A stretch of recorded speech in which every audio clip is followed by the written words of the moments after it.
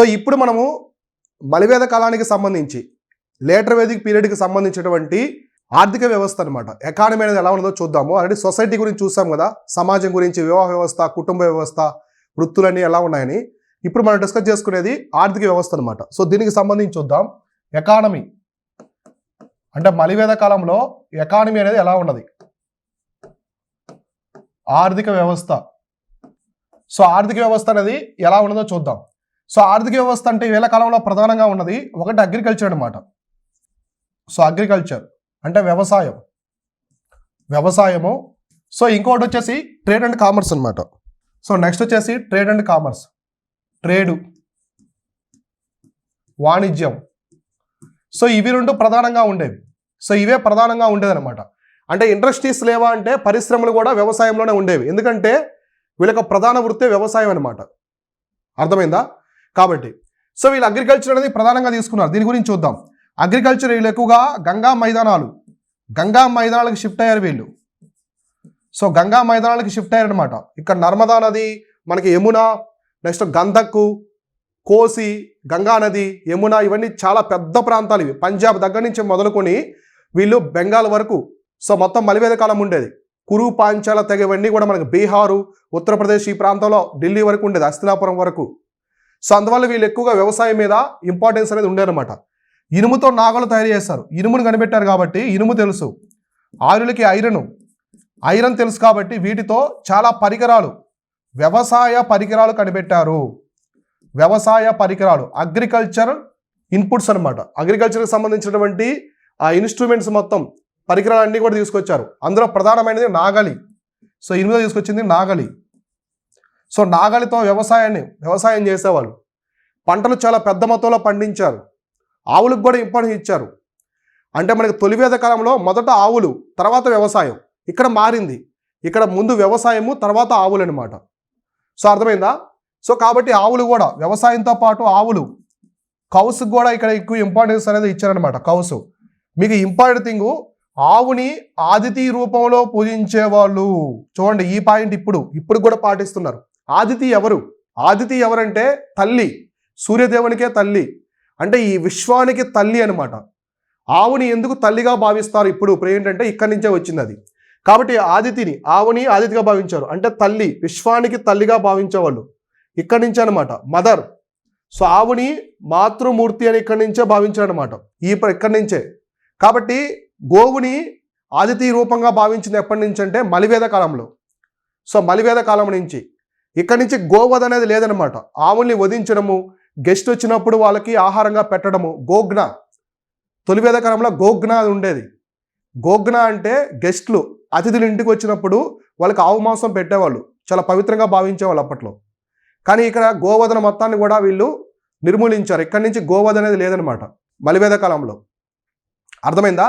అప్పట్లో జంతు బలుగా ఎక్కువ ఆవులను కూడా బలించేవాళ్ళు యుద్ధానికి వెళ్లే ముందు. ఇట్లాంటివి అటువంటివి కూడా ఇక్కడ తగ్గించారనమాట. సో అర్థమైందా? కాబట్టి ఇలా ఇంకా వీళ్ళు చాలా పంటలు పండించేవాళ్ళు. సో ప్రధానంగా క్రాప్స్ అనమాట. సో క్రాప్స్ వీళ్ళు చాలా రకాల పంటలు అనేది పండించేవాళ్ళు. సో ఫస్ట్ వ్రీహి. సో వ్రీహి అంటే వరి అనమాట. సో వ్రీహి అంటే వరి, గోధుమ, ఇంకా చాలా పంటలు పండించేవాళ్ళు. సో వ్రీహి అంటే ఏంటి? వరి. నెక్స్ట్ మాష ఏంటి? మాష అంటే పప్పు దినుసులు, పల్సెస్. పప్పు దినుసులు అంటే పల్సెస్. So pulses. నెక్స్ట్ తిల ఏంటి? తిల అంటే నువ్వులు, సిసమే సీడ్స్. సో తిల అంటే నువ్వులు. చూడండి, వ్రీహి అంటే వరి, మాష అంటే పప్పు దినుసులు, నెక్స్ట్ తిల అంటే ఏంటి? నువ్వులు అనమాట. ఇంకా వచ్చేసి ముద్గ, ఇంకో పంట వచ్చేసి ముద్గ అనమాట. సో ముద్గ అన్నా కూడా పల్సెస్ అనమాట, పప్పు దినుసులే. ముద్గ అన్నా కూడా పల్సెసే, పప్పు దినుసులు. ఇంకా గోధుమ అంటే గోధుమనే, వీట్ అనమాట. సో సేమ్ నేమ్తోనే ఉండేది గోధుమ. సో గోధుమ ఇలాంటి పంటలన్నీ పండించారు. వరి పంటకి చాలా పెద్ద ప్రాధాన్యత ఉండేది ఇక్కడ. వరి, గోధుమ, నువ్వులు ఇవన్నీ కూడా పండించారనమాట. సో అర్థమైందా? కాబట్టి ఇక్కడ వీళ్ళు ప్రధానంగా దేనికి ఇంపార్టెన్స్ ఇచ్చారంటే అగ్రికల్చర్ అనమాట. పశు పోషణ కంటే కూడా అగ్రికల్చర్కి ఎక్కువ ఇంపార్టెన్స్ ఇచ్చారు. కాబట్టి దాని నుంచే వీళ్ళకి పెద్ద మొత్తంలో ఆదాయం ఇవన్నీ వచ్చేదనమాట. వీళ్ళకి బెస్ట్ థింగ్ ఏంటంటే ఇనుము అనమాట. ఇనుమును కనిపెట్టడం వల్లే వీళ్ళు ఈ వ్యవసాయం నుంచి చాలా పరిశ్రమలు కూడా నెలకొన్నాయి. సో వ్యవసాయం ద్వారానే పరిశ్రమలు, ఫుడ్ తయారు చేయడము, ఎరువులు చూడండి. ఎరువులు ఏమంటారంటే సాకృత్ అనేవాళ్ళు అప్పట్లో. సాకృత్ ఏంటి సాకృత్ అంటే? సాకృత్ అంటే పేడ అని అర్థం. పేడ, పశువుల పేడ ఉంది కదా, మనం పేడనే కదా సహజ ఎరువులుగా ఉపయోగించుకునేది. ఈ సాకృతి నుంచే ఒక వర్డ్ వచ్చింది అనమాట. అదే కరిష్మా. కరిష్మా అంటే ఆవు పేడ అని అర్థం. ఆవు పేడ. సో కరిష్మా అంటే ఏంటి? ఆవు పేడ అని చెప్పేసి అర్థం అనమాట. మనకి అది వేదిక టైంలో ఉంటుంది వర్డ్. కాబట్టి కరిష్మా అంటే ఏంటంటే ఆవు పేడ అని చెప్పేసి అర్థం అనమాట. అది సహజ ఎరువు కదా. మనం ఇప్పుడు ఉపయోగించే యూరియా, ఫాస్ఫేట్ ఇవన్నీ అప్పట్లో లేవు. సహజ ఎరువులు మాత్రమే ఉన్నాయి. అందులో సాకృత్ అంటే పేడ, కరిష్మా అంటే ఆవు పేడ. సో అర్థమైందా? కాబట్టి ఈ విధంగా అనమాట. ఇటువంటి పేడ, సహజమైనటువంటి పేడ ఇవన్నీ ఉండడం వల్ల వాళ్ళకి చాలా బెనిఫిట్స్ ఉండేదన్నమాట ఆర్యులు. సరే, మలివేద కాలంలో ఆర్యులు వ్యవసాయం చేశారు, చెప్పుకున్నాం. ఏ విధంగా చేశారు, ఏ విధంగా మొత్తం చెప్పుకున్నాం కదా. దానికి ప్రధాన ఆధారం వచ్చేసి శతపథ బ్రాహ్మణం ఆల్రెడీ మనం చెప్పుకున్నాం. సో శతపథ బ్రాహ్మణంలోనే ఇదంతా ఉందన్నమాట. కాబట్టి ప్రధాన ఆధారం ఏంటంటే శతపథ బ్రాహ్మణ. ఈ బ్రాహ్మణలోనే ఇదంతా ఉందన్నమాట. వ్యవసాయానికి సంబంధించి మొత్తం ఇవన్నీ ఉందన్నమాట. శతపథ బ్రాహ్మణంలోనే వీళ్ళు వ్యవసాయం చేశారు. గంగానది మైదాన ప్రాంతాల్లో వ్యవసాయం ఇవన్నీ చేసి ఆ వ్యవసాయం ద్వారా చాలా పెద్ద పెద్ద పరిశ్రమలు అవన్నీ తీసుకొచ్చారని ప్రధాన ఆధారం ఏంటంటే శతపథ బ్రాహ్మణం అనమాట. సో అర్థమైందా? అంటే వ్యవసాయం అనేది ప్రముఖంగా ఉండేది అప్పట్లో. తొలివేద కాలంలో అయితే పశుపోషణ, పాస్టరల్ సొసైటీ, ఇది మొత్తం అగ్రికల్చర్ సొసైటీ అనమాట. అంటే వ్యవసాయ సమాజం ఇదంతా కూడా. అర్థమైందా? సో వీళ్ళు ఏరువాక ఉత్సవాలు కూడా చేసుకునేవాళ్ళు. ఏరువాక ఉత్సవాలు తెలుసు కదా. ఏరువాక ఉత్సవాలు అంటే ఏంటి? తొలి జల్లులు వస్తాయి, వర్షాలు, మాన్సూన్ ముందు వస్తాయి కదా, ఆ ఉత్సవాలు కూడా చేసుకునేవాళ్ళంట. ఏరువాక ఉత్సవాలు కూడా, అది కూడా మనకు శతపథ బ్రాహ్మణంలోనే ఉంది. సో శతపథ బ్రాహ్మణంలోనే సో అది కూడా మెన్షన్ చేస్తున్నారు. సో ఈ విధంగా వ్యవసాయం నుంచే పరిశ్రమలు కూడా పుట్టుకొచ్చాయి. అప్పట్లో వ్యవసాయం నుంచే పరిశ్రమలు కూడా పుట్టుకొచ్చాయి అనమాట. సో దినుసులు ఇట్లాంటివి తీసుకొచ్చారు. అలానే మనకి పప్పు దినుసులు, ఈ పప్పు దినుసులు వీటితో పాటు చెరకును కూడా వీళ్ళే తీసుకొచ్చారు అనమాట. చెరకును కూడా అప్పట్లో పండించారు. మనకి తొలివేద కాలంలో సింధు నాగరికతలో చెరకు ఉండదు. సింధు నాగరికతలో షుగర్ కేన్ మనకు ఎక్కడ కనిపించలేదు. ఈ షుగర్ కేన్ని ప్రధానంగా వీళ్ళు తీసుకొచ్చారు అనమాట. ఈ కాలంలోనే షుగర్ కేన్ అట్లాంటి, ఈ చెరకు ఇట్లాంటివి కూడా మలివేద కాలంలో చాలా పెద్ద మొత్తంలో పండించారు.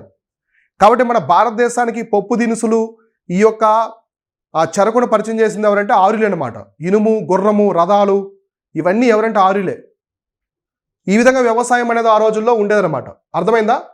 ఇప్పుడు మనం పరిశ్రమలు, వ్యాపారం ఎలా ఉన్నదో చూద్దాం. సో ఇప్పుడు మలివేద కాలంలో వ్యాపారం అనమాట, ట్రేడు.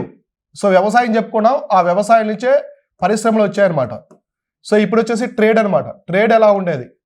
సో ఈ ట్రేడ్ కూడా మలివేద కాలంలో ఈ ట్రేడ్ కూడా ప్రధానంగా మనకి అగ్రికల్చర్ బేస్ చేసుకునే ఉండేది. ఎందుకంటే మొత్తం వీళ్ళు అగ్రికల్చర్గా చేసింది. సో అగ్రికల్చర్ బేస్ చేసుకున్నది కాబట్టి ట్రేడ్ అంతా కూడా ఇక్కడ మొత్తం కంప్లీట్గా వ్యవసాయాన్ని చేసుకునే ఉండేది అనమాట. వ్యవసాయాన్ని బేస్ చేసుకునే ఉండేది. సో ఇందులో మనకి ప్రధానంగా ఎటువంటి కొత్త వచ్చాయంటే మనకి ఒకటి అగ్రికల్చర్ డెవలప్మెంట్ అనమాట. అగ్రికల్చరల్ డెవలప్మెంట్ అంటే వ్యవసాయ అభివృద్ధి. ఇక్కడ ఎటువంటి మార్పులు వచ్చాయంటే వ్యవసాయ అభివృద్ధి. నెక్స్ట్ ట్యాక్స్ సిస్టమ్ అంటే పన్నుల వ్యవస్థ. సో పన్నుల వ్యవస్థ వచ్చింది. ఇంకా మనకి ఎవల్యూషన్ ఆఫ్ సిటీస్ అనమాట. నగరాలు, పెద్ద పెద్ద నగరాలు ఉద్భవించాయి ఈ కాలంలో. సో పెద్ద పెద్ద నగరాలు కూడా వచ్చాయి. అగ్రికల్చర్ డెవలప్మెంట్, ట్యాక్స్ సిస్టము, నగరాలు, ఇంకా మనకి ఇదన్నమాట వ్యాపారం. సో ట్రేడ్ డెవలప్మెంట్ కూడా జరిగింది. అంటే వ్యాపార అభివృద్ధి.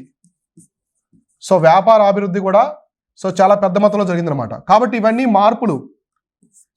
మార్పులు. ఎందుకంటే మనకి వ్యవసాయ అభివృద్ధి ఎందుకు జరిగింది? ఇనుప పరికరాలు కనిపెట్టారు. సో ఇనుప పరికరాలు పెద్ద మొత్తంలో ఉన్నాయి, వీళ్ళు ఇనుము తీసుకొచ్చారు కాబట్టి ఇనుప పరికరాల వల్ల పెద్దగా వచ్చిందన్నమాట. ట్యాక్స్ సిస్టమ్ మనకి బలి, సో బాగా, సుల్క ఇవన్నీ ట్యాక్స్ అనమాట. నగరాలు మనకి కోశాంబి, సో ఇంకా పాంచాల, వారణాసి ఇట్లాంటి పెద్ద పెద్ద నగరాలు కూడా ఉద్భవించాయి ఈ కాలంలో. సో ఎప్పుడు ఈ కాలంలో ట్రేడు సో ట్రేడ్ అంతా కూడా మనకి పెద్ద పెద్ద వస్తువులు అనమాట, అగ్రికల్చర్ ప్రొడక్ట్స్ అంటే వ్యవసాయ వస్తువులు, వ్యవసాయ పంటలు, వస్తువులు ఇవన్నీ ఉన్నాయి. సో కాబట్టి ఈ 4 ఉద్భవించాయి అనమాట. చాలా పెద్ద మొత్తంలో ఇవన్నీ కూడా ఉద్భవించాయి. ఎందుకు ఇవన్నీ ఉద్భవించడానికి ప్రధాన కారణం ఏంటి? ఒకటి వచ్చేసి రాజ్య విస్తరణ. అంటే వీళ్ళ రాజ్యాన్ని యుద్ధాల ద్వారా రాజ్య విస్తరణ చేసుకున్నారు. ఎక్స్టెన్షన్ ఆఫ్ ఎంపైర్ అనమాట. వాళ్ళ రాజ్యాన్ని విస్తరించుకున్నారు. నెక్స్ట్ పశుగణాభివృద్ధి అంటే డెవలప్మెంట్ అనమాట. ఇప్పుడు పశువులు ఉన్నాయి కదా, live stock. So live stack development అనమాట. సో లైవ్ స్టాక్ అనేది పెంచుకున్నారు. లైవ్ స్టాక్ని చాలా పెద్ద మొత్తంలో పెంచుకున్నారు కాబట్టి అలా వ్యవసాయ అభివృద్ధి. నెక్స్ట్ ట్రేడ్, వ్యాపారాభివృద్ధి. సో వ్యాపారాభివృద్ధి, నగరాలు ఉద్భవించడము. సో ఇవి అనమాట, ఇవి ప్రధాన కారణం ఇవన్నీ రావడానికి. రాజ్యాలు, పెద్ద పెద్ద రాజ్యాలు, కురు రాజ్యం, పాంచాల రాజ్యం యుద్ధాలు చేసుకునేవి. మహాభారతంలో కురుక్షేత్ర యుద్ధం చూసాం. రాజ్యం కోసం అన్నదమ్ములే పోటీ పడ్డారు. ఎదురుగా నిలబడ్డ వాళ్ళు శత్రువులు కాదు, సొంత అన్నదమ్ములే అనమాట. మేనమామలు, అన్నదమ్ములు, తాతలు వీళ్ళే యుద్ధంలో అర్జునుడికి ఎదురుగా నిలబడ్డారు. అర్థమైందా లేదా? కృష్ణుడు మోటివేషన్ వల్ల అర్జునుడు యుద్ధంలో దిగాడు, కానీ లేకుంటే ఎదురుగా ఉన్న అన్నదమ్ములు, మేనమామలతో యుద్ధం చేయలేకపోయాడు, నిరుత్సాహపడ్డాడు. సొంత వాళ్ళను నేను ఎదుర్కోవాలని చెప్పేసి. అప్పుడు కృష్ణుడు మోటివేట్ చేస్తాడు, సొంత వాళ్ళైతే నీకు ఎదురుగా నిలబడతారా అని చెప్పేసి. అప్పుడు అర్జునుడు రియలైజ్ అవుతాడు, నా సొంత వాళ్ళు నా వెనకుండి నడిపించాలి, కానీ నా ఎదురుగా యుద్ధంలో నిలబడ్డారంటే యుద్ధ భూమిలో వాళ్ళు శత్రువులే. నీకు ఎదురుగా నిలబడ్డ సొంత వాడైనా సరే నీ శత్రువే అని చెప్పేసి ఆయన మనకు భగవద్గీతలో చెప్తారు కదా. అట్లా మోటివేట్ అయ్యి యుద్ధం చేస్తాడు. ఇవన్నీ ఎందుకు జరిగాయి? రాజ్యాల విస్తరణ, రాజ్యం కోసమే జరిగాయి. సో నగరాలు, పెద్ద పెద్ద నగరాలు, హస్తినాపురం, ఇంద్రప్రస్థ, అంగ, వంగ, కళింగ ఇట్లా చాలా వచ్చాయన్నమాట అప్పట్లో. పెద్ద పెద్ద నగరాలు ఇవన్నీ కూడా ఆ రోజుల్లో ఉండేది, మలివేద కాలంలో ఉండేది అనమాట. కాబట్టి అగ్రికల్చర్ డెవలప్మెంట్, ట్యాక్స్ సిస్టమ్ ఇట్లాంటి అన్నీ కూడా ప్రధానంగా రావడం జరిగింది. మనకి క్రీస్తుపూర్వం 800లో చాలా పెద్ద నగరాలు ఉన్నాయన్నమాట గంగా మైదానంలో. అవే 2 నగరాలు, సిటీస్. సో బిగ్ సిటీస్ అనమాట. మనకి మలివేద కాలంలో ఉన్నవి అంటే ఆల్మోస్ట్ 800 BCలో ఉన్నటువంటి ప్రధాన నగరాలు వచ్చేసి ఒకటి కౌశాంబి, ఇంకోటి వచ్చేసి హస్తినాపూర్ అనేది చాలా పెద్ద నగరం. అంటే కౌశాంబి, హస్తినాపురం. సో కురు రాజ్యానికి రాజధాని హస్తినాపురం అంటే ఇప్పుడు ఢిల్లీ అనమాట. ఇప్పుడు ఢిల్లీ ఉంది కదా, సో ఢిల్లీ అప్పుడు హస్తినాపురం. కాబట్టి గంగా మైదానంలో ఉన్నటువంటి అతిపెద్ద నగరాలు కౌశాంబి ఒకటి ఉత్తరప్రదేశ్లో ఉంటుంది. నెక్స్ట్ వచ్చేసి హస్తినాపురం. ఈ కౌశాంబే మనకి జైన మతం, బౌద్ధ మతంలో కూడా చాలా పెద్ద నగరం. 2 మతాలకు సంబంధించి ఉంటాయి అక్కడ. కాబట్టి ఇటువంటి పెద్ద పెద్ద నగరాలు కూడా ఉద్భవించాయి గంగా మైదానంలో మలివేద కాలంలో. సో అర్థమైందా ఇంతవరకు? అయితే ఇవే కాకుండా మిగతా నగరాలు లేవా అంటే ఉన్నాయి. వైశాలి, రాజగృహ, వారణాసి, చంప, కంపిల్య, శ్రావస్తి ఇవన్నీ నగరాలే. సో ఇంకా మనకి సిటీస్, ఎటువంటి సిటీస్ ఉన్నాయి అవి కాకుండా?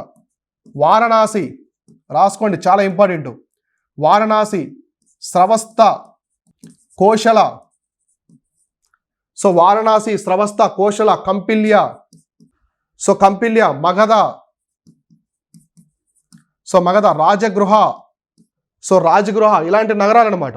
సో ఇవన్నీ కూడా చంపా, మనకి బంగ్లాదేశ్ ప్రాంతం ఉంది కదా, సో చంపా ప్రాంతం అది కావచ్చు. చంపా, వైశాలి ఇవన్నీ చూడండి, ఇవన్నీ సిటీస్, పెద్ద పెద్ద నగరాలు ఉద్భవించే ఆ రోజుల్లో. మలివేద కాలంలో చాలా పెద్ద సిటీస్ అనేవి రావడం జరిగింది. అందుకే మనకి 1000 నుంచి 600 మధ్యలో ఉన్నదాన్ని 2వ పట్టణ దశ అంటారు. 1000 BC నుంచి 600 BC వరకు ఉన్నదాన్ని. సో అర్థమైందా? కాబట్టి ఈ విధంగా అనమాట. సో ఇట్లా పెద్ద పెద్ద నగరాలు ఇవన్నీ కూడా ఆ రోజుల్లో ఉద్భవించాయి. ఇంకా మనకి మెటల్స్. సో మెటల్స్ ఇంకా బంగారం. సో మెటల్స్ చూడండి, ఇనుమే కాకుండా బంగారం, ఇత్తడి, రాగి,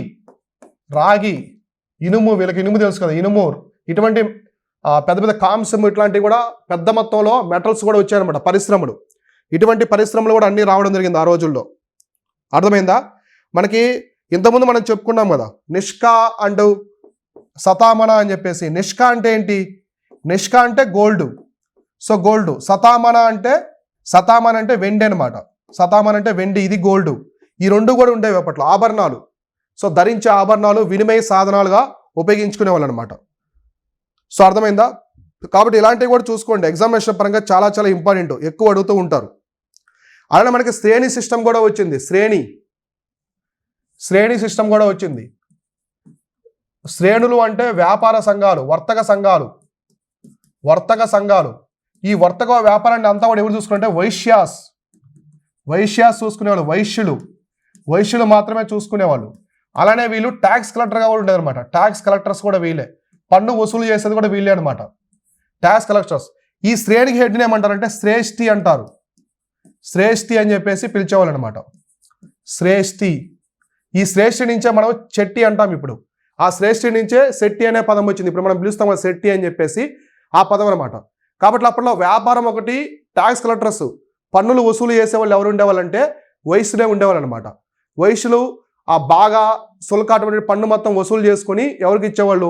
రాజుకి ఇచ్చేవాళ్ళు అనమాట. సో ఆ విధంగా ఉండేది.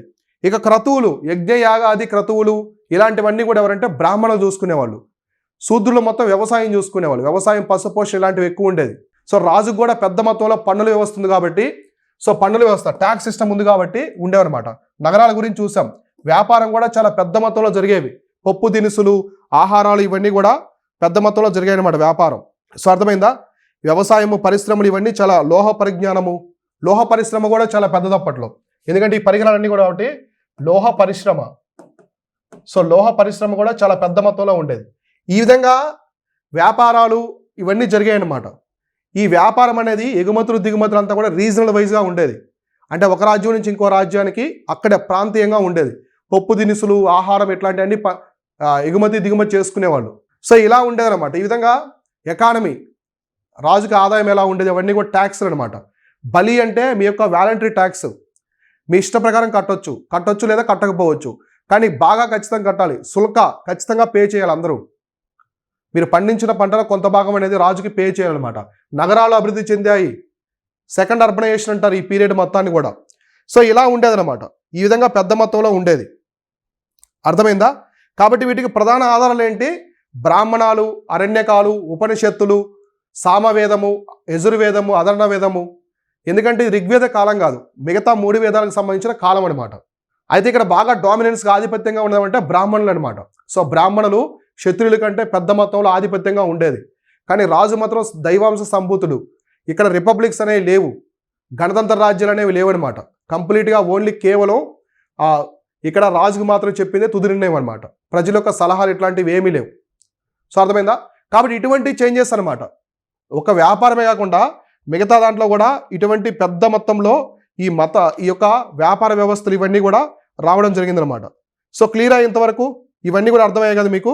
సో తర్వాత ఇప్పుడు మనం మత పరిస్థితులు ఎలా ఉన్నాయి, ఈ వేదకాలంలో, మలివేద కాలంలో మత పరిస్థితులు అనేవి ఎలా ఉన్నాయి ఇప్పుడు మనం చూద్దాం.